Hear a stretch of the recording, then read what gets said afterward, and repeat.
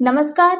आद्य क्रांतिकारक आणि थोर समाजसुधारक क्रांतीवीर लहुजी वस्ताद साळवे यांच्या पुण्यतिथीनिमित्त आज अमरावतीच्या राजकमल चौकात त्यांच्या प्रतिमेला पुष्पहार अर्पण करून विनम्र अभिवादन करण्यात आले आहे. यावेळी उपस्थित मान्यवरांनी लहुजी वस्ताद यांच्या क्रांतिकार्यातील योगदानाचे स्मरण करत त्यांच्या सामाजिक आणि शैक्षणिक कार्याचा गौरव केला. मातंग समाजासह सर्व शोषित आणि वंचित घटकांना शिक्षणाची व स्वाभिमानाची दिशा देणारे ते खरे आद्य क्रांतिकारक होते, अशा भावना व्यक्त करण्यात आल्या होत्या.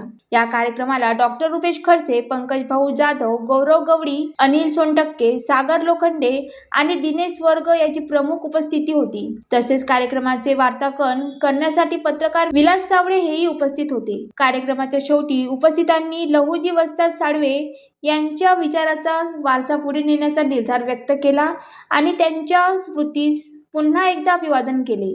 ज्वालादीप न्यूज, अमरावती.